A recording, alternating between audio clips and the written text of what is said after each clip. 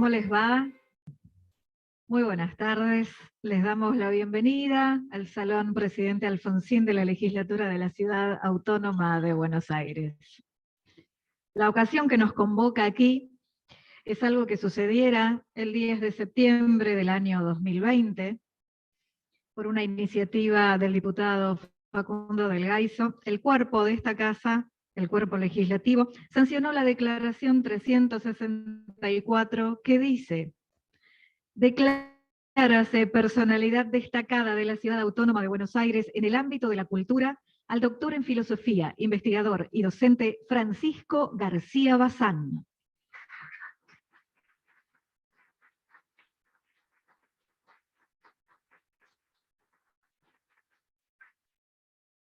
Es de mencionar que al diputado Facundo del Gaizo lo ha acompañado en la idea, como coautora, la diputada María Cecilia Ferrero.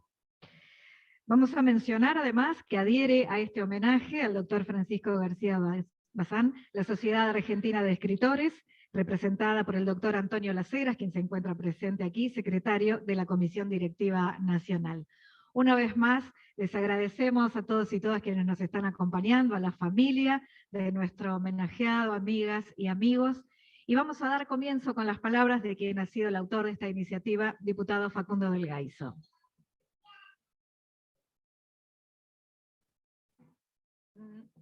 A ver. Bueno, buenas tardes a todos. Sí. La verdad, les agradezco que hayan podido acercarse y para nosotros es una alegría poder recibirlos a todos. Y estamos acá haciendo este merecido reconocimiento a Francisco, Paco, como lo conocemos todos. En mi caso, que soy diputado y que lo conozco hace muchos años, fui a muchos eventos familiares, para mí es muy movilizante estar acá frente a sus hijos, frente a sus nietos, y poder ser quien impulsó este proyecto que le da este reconocimiento.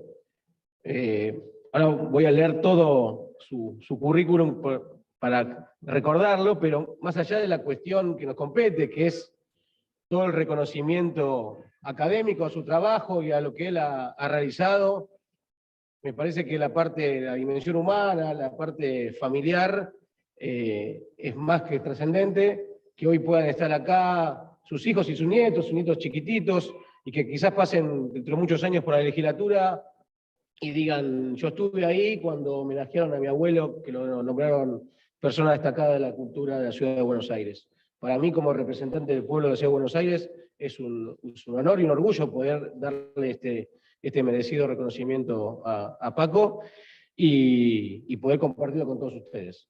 Simplemente, obviamente contarlo, porque supongo que ustedes lo habrán escuchado muchas veces en muchas presentaciones, que Francisco es investigador superior del CONICET, profesor honorario de la Universidad Católica de Cuyo, doctor honoris causa de la Universidad del Centro Educativo Latinoamericano, miembro honorario en la Asociación Internacional de Psicología Analítica, académico número de la Academia Nacional de Ciencias de Buenos Aires y Academia Provincial de Ciencias y Artes de San Isidro, dictó seminarios en el Instituto Patrístico Argentino de Roma, las universidades de Atenas, Sorbona, Liverpool, Génova, Hebrea de Jerusalén, Complutense, Rey Juan Carlos, San Dalmaso de Madrid, Navarra, Sevilla, Málaga, Universidad Católica de Chile, Perú y Argentina. Autor de 38 libros y publicó más de 230 artículos de investigación. Fue premio CONEX Metafísica, el premio Bernardo Jusey de la Secretaría de Ciencia y Tecnología, y en el año 2004 fue homenajeado en la Cámara de Diputados de la Nación.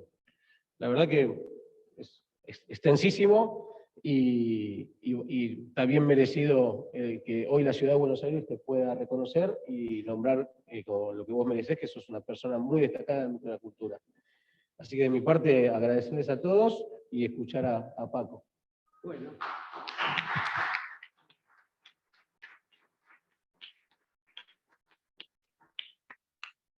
Bueno, en primer lugar, muchas gracias al Consejo Deliberante de la Ciudad de Buenos Aires. Ustedes no saben lo que esto significa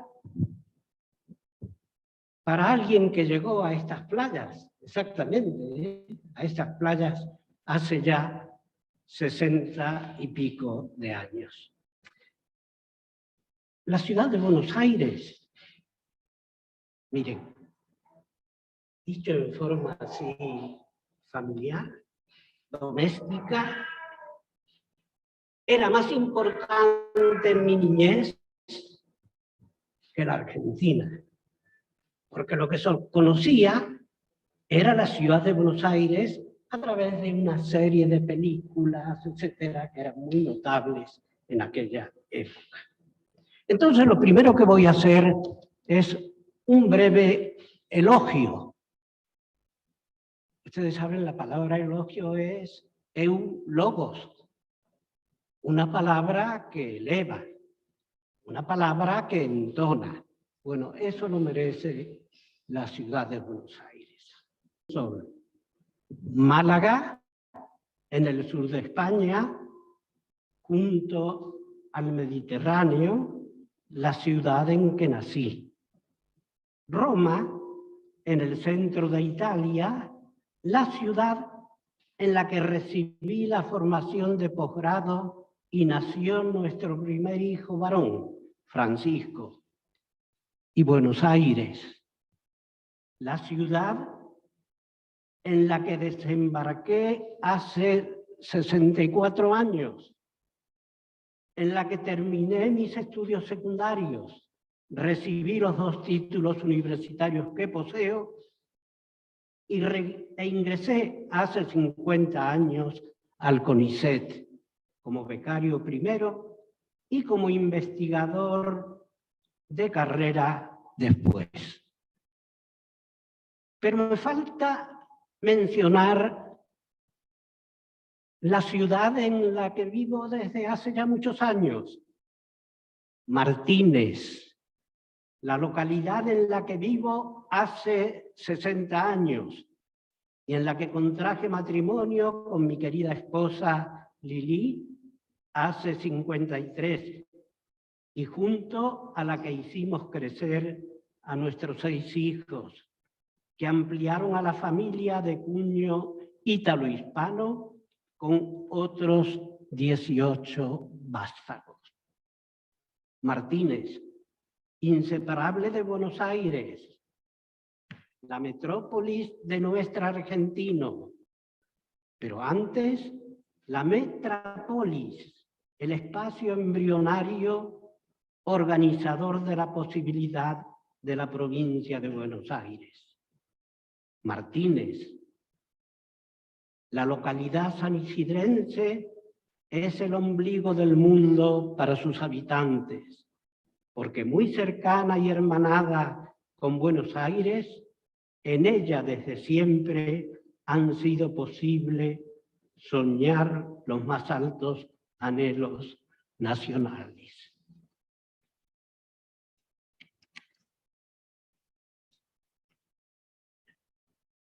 Concluyo este eulogos insistiendo: Martínez, Buenos Aires, Roma, Málaga son los hitos de mi vida, y de la esquiva Málaga se debe esperar mucho más.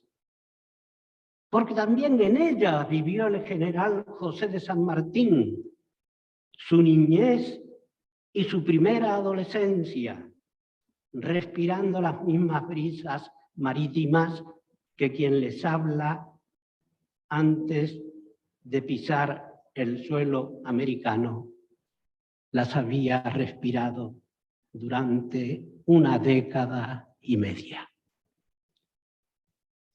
Este era el eulogios, la eulogía, la palabra que eleva. Bueno, y ahora les tengo que dar una brevísima lección sobre un personaje al que todos le debemos mucho y que está un poco olvidado en la historia. Pese a haber dado al hijo quizás más grande de la Argentina. Me refiero al padre del libertador general San Martín. porque ellos han tenido una etapa muy fecunda de vecinos de la ciudad de Málaga. Esto que se ignora y que tiene que ver con la niñez y adolescencia de San Martín, yo lo he recordado en algún trabajo académico y ahora me quiero referir, con un trabajo no muy largo, al padre, don Juan de San Martín. El zócalo de la sacristía de la iglesia de San Miguel, situado en la calle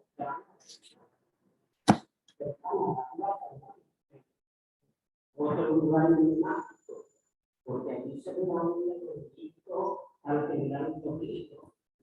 Y en uno de los edificios de la circunda nació el pintor Pablo Picasso. Ahí, en ese portal, se descubrió ocasionalmente la lápida de la tumba del padre del general San Martín. De repente fue enviada al presidente argentino Juan Domingo Perón. La propia mencionada, originalmente una mezquita islámica, se puede leer esta dedicatoria con la efigie de militar en la parte posterior. El Instituto Español San Martiniano, en recuerdo del capitán don Juan de San Martín Gómez, padre del emancipador de la Argentina, Chile y Perú, fallecido en Málaga el 4 de diciembre de 1796. Inmado en esta iglesia, los portales fueron trasladados a Buenos Aires en el año 1947. La placa se descubrió como motivo de la visita de la Escuela Árabe a la Libertad el 23 de 9 de 1900. Sobre el capitán Juan de San Martín, su esposa y sus 5 hijos, de los que Benjamín va a ser el administrador de Argentina. Ya un caso notable por parte del Pacífico Europeo.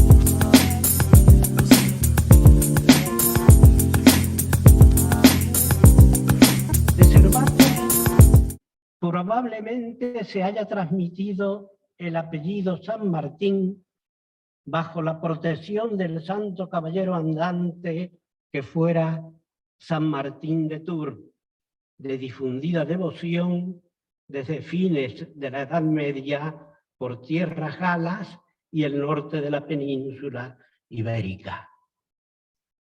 De aquellos modestos orígenes de una familia de labriegos honrados y laboriosos, procede el futuro capitán Juan de San Martín. En 1770, casado con Gregoria Matorras, también leonesa, de la provincia de Palencia, nacida en 1738 en la villa de Paredes de Nava. Llegada al Río de la Plata, con un primo bien asentado económica y políticamente a estas tierras.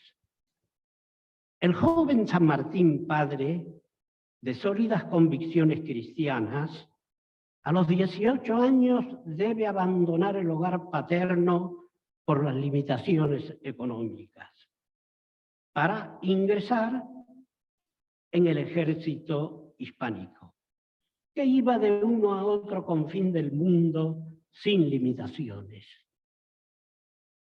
El joven San Martín padre se incorpora de este modo al regimiento de Soria como soldado raso.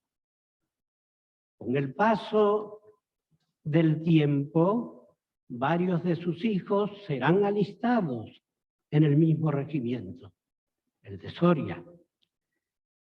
El aprendizaje militar lo inicia nuestro biografiado en África, en donde cumple 4 campañas militares y en 1755, a los 27 años, alcanza las jinetas o galón distintivo de sargento. 6 años después, asciende a sargento primero. Trasladado a la península, sigue los movimientos de su regimiento, actuando en Galicia, en Guipúzcoa, Extremadura y Andalucía. Así, como militar experimentado, en 1764, a los 36 años, se lo destina al Río de la Plata. De este modo, cuando el 21 de octubre de 1764 se examinaron en Málaga sus servicios castrenses, se le computaron 17 años y 13 días en campañas. Como meritoria consecuencia de sus servicios, se lo asciende a teniente del Ejército Real y se embarca en Cádiz, pero ahora con destino al Río de la Plata. Cuando desembarca en el Riachuelo, era gobernador Pedro de Ceballos, quien le confía la instrucción y adiestramiento del batallón de milicia de voluntarios españoles. Estas funciones duran hasta que en mayo del año siguiente se lo destina al bloqueo de la colonia del Sacramento y del Real de San Carlos. Y es en el próximo año, en julio de 1867, cuando se le confía la comandancia de la estancia La Calera de las Vacas, en la actual Carmelo, en Uruguay, que había pertenecido a los jesuitas. En la estancia de La Calera de las Vacas de la Banda Oriental, el militar mostró su capacidad de organización y orden administrativo, y es en donde posteriormente nacieron los 3 primeros hijos del matrimonio San Martín Matorra: María Elena, Manuel Tadeo y Juan Fermín Rafael. Después ya, en domicilio diferente de Yapeyú, Corrientes, vieron la luz otros 2 varones del matrimonio, Justo Rufino y José Francisco. El Benjamín, el que será el futuro general San Martín, nació el 25 de febrero de 1978, 4 años exactos después del nacimiento de su hermano Juan Fermín Rafael. Al día siguiente fue bautizado por el fraile dominico don Francisco de la Pera, cura de Yapeyú. Actuaron de padrino el comerciante de Buenos Aires Cristóbal de Aguirre y la pariente Josefa de Matorras. Tiene José Francisco 1 año de edad cuando la madre se traslada a Buenos Aires, mediados del 79, y a fines del año siguiente el padre debe dejar las misiones jesuitas, llamado por el virrey Bertis para hacerse cargo de la instrucción de los milicianos del Batallón de Voluntarios Españoles. Otra vez, porque se ha declarado la guerra a los ingleses y llevándose consigo cosas muy importantes, el certificado del cabildo local con la certificación de haber atendido a los indígenas con amor y caridad. ¿Por qué esta preocupación aparentemente burocrática de una declaración certificadora del cabildo local sobre don Juan? El hecho tiene que ver razonablemente con el brusco final político-administrativo al que se ha aludido y exige algunas aclaraciones que enseguida vamos a detallar, aunque se debe adelantar que como balance general de aquella docena de años de gobierno en América, pude anticiparte que la gestión fue correcta, propia de un servidor de la corona, probo y bien intencionado hacia el interés general de una población en la que sobresalía una mayoría de habitantes indígenas. Que durante su administración hubo superávit económico, que surgió una población nueva, Paysandú, y que don Juan tuvo también que hacer frente con energía a algunos movimientos subversivos de los naturales de estas tierras, los que controló convenientemente, aunque el último y más complejo de estos acontecimientos levanticos en realidad fue de menos éxito en relación con la administración cívica y fiadora. Esta palabra se une a lo cívico. Es la confianza y la necesidad que se tenía del buen trato de los indígenas. Esto es claro en la documentación de la época. Y todo esto, naturalmente, en el marco del orden monárquico institucional que se le había encomendado por el gobierno del monarca Carlos III, y que fue también el motivo que lo apartó de su cargo, cambiándolo por el nuevo destino provisorio asignado por el virrey Bertis, que tuvo relación con su primer oficio cuando llegó al Río de la Plata, siendo gobernador Pedro de Ceballos, en relación, como dijimos, con el batallón de milicias de voluntarios españoles. Los meandros del conflicto referido, que habrán despertado vuestra curiosidad, y que termina con la buena estrella del progenitor del general San Martín, son explicados por extenso por Alfredo Villegas en la ya consagrada y aludida biografía del militar Juan de San Martín, el padre del Salvador, publicado por la Universidad del Litoral en Santa Fe en 1948. La descripción de los hechos se ofrece en las páginas 56, 62 y el contenido general de los acontecimientos y de su desenlace en las páginas 65, 73. En coherencia con el cuadro en esas páginas escritos, que se inicia con la indolencia en el cumplimiento de su deber del cacique Melchor Avera, que terminó en la cárcel, se incluye el registro del dictamen sumarial promovido oficialmente y que aconsejó el castigo de los insurrectos. Harey,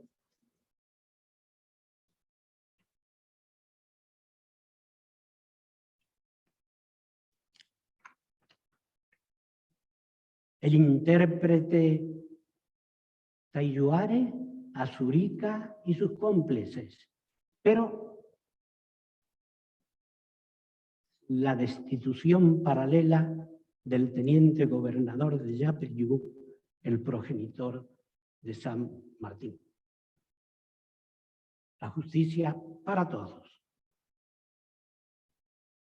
Era muy niño el futuro prócer San Martín, menor de 3 años, cuando tuvieron lugar estos sucesos, y era muy difícil la posibilidad de conservar recuerdos, salvo muy borrosamente de aquella primera infancia correntina. Pero sí es probable que en el subconsciente del párvulo persistieran otros fenómenos familiares. Los embriones de la formación moral del niño, inspiradas por los fuertes principios éticos religiosos activos de sus padres, católicos y devotos, que profesaban en la Tercera Orden de Santo Domingo, y de sus decisiones, comentarios domésticos acordes con estas circunstancias de piedad y honestidad familiares. El matrimonio durante esa etapa de su desarrollo pertenecía social y económicamente, por estatuto y ejercicio profesional, a la que hoy podríamos llamar clase media desahogada. Y en aquel entonces, con el agregado valioso de que también era hidalga. Pero una vez que se trasladó don Juan de San Martín a Buenos Aires, cayó gravemente enfermo y debió hacer el 23 de febrero de 1781 su primer testamento, otorgando poder a su esposa para que si fallecía testara en su nombre. Ella encabezaría la lista de albaceas. Pero afortunadamente sanó antes de 3 meses, adquirió 2 propiedades en Buenos Aires, la casa más pequeña en la actual calle Venezuela, entre Tacuarí y Bernardo de Irigoyen, y la más grande en la actual calle Piedras, entre Moreno y Belgrano, en la que residió con la familia y miembros de la servidumbre, de los que apenas queda el nombre del negro José, y son propiedades que tuvieron que ser vendidas después, en 1791, cuando la familia va a residir en Málaga. Por otra parte, coincidiendo con el relevo del virrey Bertis en marzo del 83, vino también el de don Juan como habilitado del Batallón de Voluntarios Españoles, y sin ocupación justificada, la familia se embarcó rumbo a España en ese mismo año con otros oficiales españoles en la fragata Santa Balbina, considerados todos como excedente de personal. Llega la familia a Cádiz y están algo más de 1 año en Madrid, de los reclamos de don Juan para que se lo ascienda por méritos a teniente coronel, solo se le acepta obtener el grado de capitán con el sueldo correspondiente y se lo asigna a la comandancia de Málaga para poder seguir cumpliendo servicios activos. Es aquí en donde reside primero la familia, en la calle Pozos Dulces, vecina a la puerta de Antequera. Y 6 años después se muda de nuevo la familia a la calle Alcazavillas, en donde muere don Juan a los 68 años, cuando su heroico hijo José de San Martín ha cumplido los 18 años. Sirve en el ejército español como teniente de grado y asimismo su hermana María Elena, casada con un capitán de infantería retirado, don Rafael González Álvarez Menchaca, se ha ido a vivir a Galicia, a la que pronto se le une su madre, doña Remedios, hasta que fallece en 1793. Entre tanto, sus hermanos, como era voluntad del padre, don Juan, han seguido la carrera militar con los siguientes grados y destinos.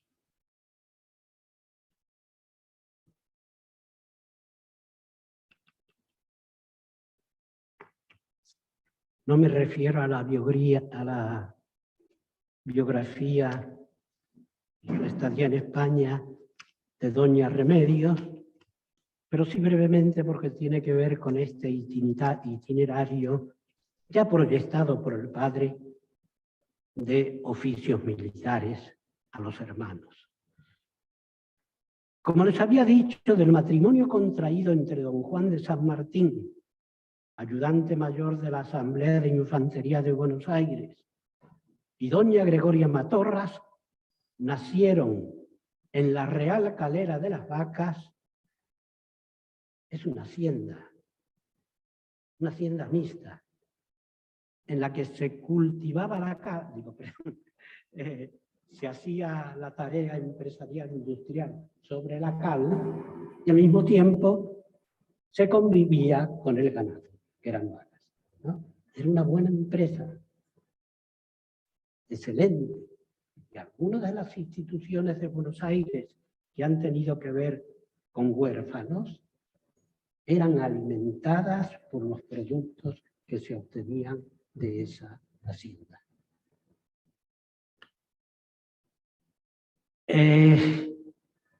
Nacieron, como he dicho, 3 de los hermanos, 2 varones y una hembra, en la Calera de las Vacas. Pero trasladada la familia al departamento de Yapeyú, donde don Juan fue designado teniente de gobernador, nacieron los otros 2 hijos, Justo Rufino y José Francisco. María Elena se casó en Madrid el 10 de diciembre de 1802 con Rafael González y Álvarez de Menchaca. Y fíjense la presión no diría, el cariño de San Martín por la que va a ser su única hermana, ¿no? En el testamento queda establecido, el testamento del Libertador: es mi expresa voluntad el que mi hija, la hija de San Martín, Merceditas, suministre a mi hermana María Elena una pensión de 1000 francos anuales y a su fallecimiento se continúe pagando a su hija Petronila una de 250 hasta su muerte, sin que para asegurar este don que hago a mi hermana y sobrina sea necesario otra hipoteca que, en la confianza que me asiste de que mi hija y sus herederos cumplirán religiosamente esta mi voluntad. Esto es del 23 de enero de 1844.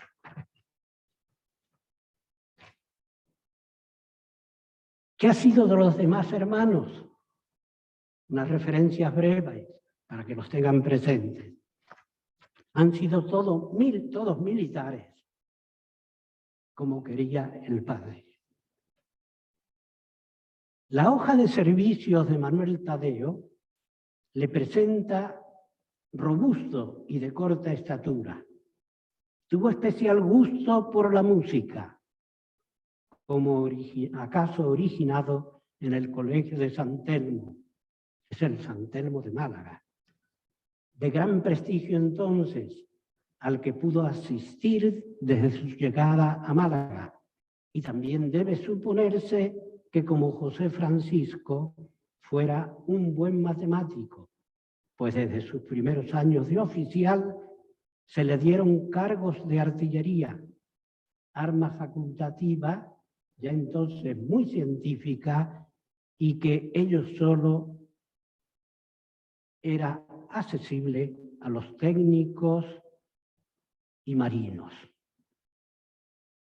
Del mismo modo que todos sus hermanos varones, siguió la carrera de las armas, iniciándose en el Regimiento de Infantería Soria, el Sangriento, en el que ingresó como cadete en 1788.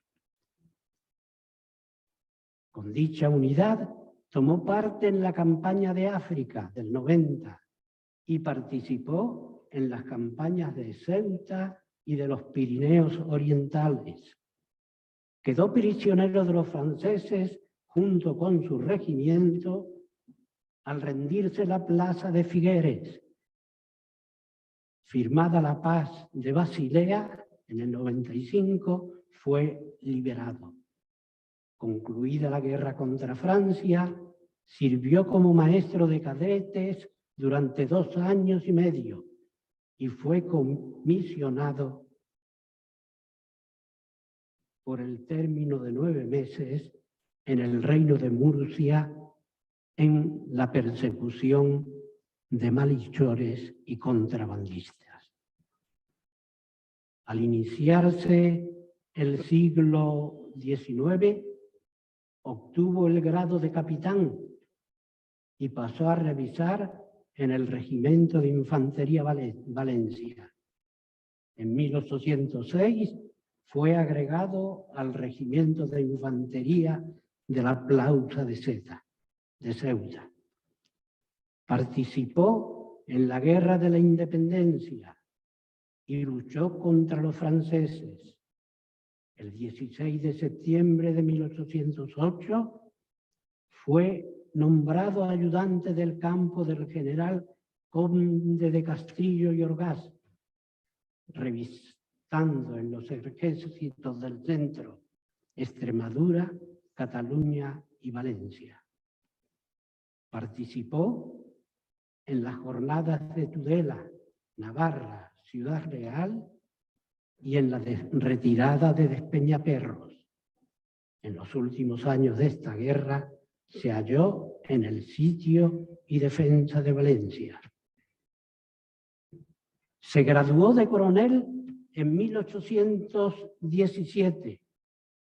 Revistó en el Regimiento de Infantería León y en 1826 se le concedió el gobierno militar de la fortaleza de Santa Isabel de los Pasajes en San Sebastián. Falleció en Valencia en 1851. Juan Fermín Rafael ingresó como cadete en el Regimiento de Infantería Soria el 23 de septiembre de 1788, en el cual revistió durante 14 años. Permaneció luego 3 años en el batallón veterano Príncipe Fernando. Luego pasó a la caballería, prestando servicio en el regimiento de húsares de Aguilar y posteriormente en el escuadrón de húsares de Luzón con destino en Manila, las Filipinas. Según su hoja de servicios, se encontró en la plaza de Ceuta. Hizo la guerra contra Francia desde el 17 de julio de 1793. Estuvo en la retirada del Rosellón en mayo de 1794. Continuó en el mismo regimiento, incorporándose a la guerra marítima y participó en la batalla naval del 14 de febrero de 1997 contra los ingleses. En el año 1802 se trasladó a Filipinas, donde contrajo matrimonio con Josefa Manuela Español de Alburu. Falleció en Manila el 17 de julio de 1822. Los descendientes de Juan Fermín Rafael eran, hasta hace unos pocos años, los únicos miembros de la familia comprobados que seguían con vida. Justo Rufino, el 18 de agosto de 1793, solicitó ingresar en el ejército español, siendo admitido en el Real Cuerpo de Guardias de Corps el 9 de enero de 1995. Permaneció en ese cuerpo durante 13 años, en cuyo transcurso fue ayudante de campo del Marqués de Lazán y ascendido a teniente el 9 de enero de 1807. Posteriormente se incorporó al Regimiento de Caballería Húsares de Aragón con el grado de capitán. Asistió a los acontecimientos de Aranjuez en mayo de 1808, al ataque y defensa de Tudela, 1 de 1808, a los 2 sitios de Zaragoza, 1808 y 1809, donde fue hecho prisionero cuando se rindió la ciudad. Fugó de sus captores y se presentó al gobierno, que lo destinó ya graduado de teniente coronel junto al teniente general Doyle. Participó en la destrucción del fuerte de San Carlé de la Rápida y asistió al sitio de Tarragona. Falleció en Madrid en 1832. Fue el único de los hermanos varones que obtuvo junto a San Francisco durante su periodo, dije que estuvo junto a José Francisco durante su periodo de ostracismo en Europa. Lo que he querido mostrar en forma breve, pero fehaciente, es el arraigo de San Martín en una familia de vocación profesional militar, teniendo por horizonte el heroísmo. Ahí mamó lo que va a ser originalidad de San Martín cuando a diferencia de seguir la profesionalidad de sus hermanos y familia, advierte que hay una nueva aurora de libertad y que se puede concretar con nuevos hechos heroicos y reales en esa tierra desconocida, que le era familiar en el fondo, pero también le era a sus hermanos, que fue la Argentina. Esto es lo que quería decirles.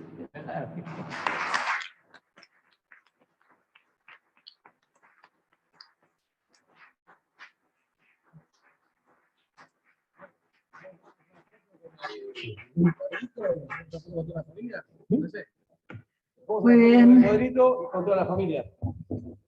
Este es el momento de hacer entrega del diploma, dando cumplimiento a la declaración 364 del año 2020, votada el 10 de septiembre de ese año. Reciba entonces Francisco García Bazán, de manos del diputado Facundo del Gaizo, el diploma que lo acredita como personalidad destacada de la Ciudad Autónoma de Buenos Aires en el ámbito de la cultura y además esta bandeja recordatoria del día de hoy.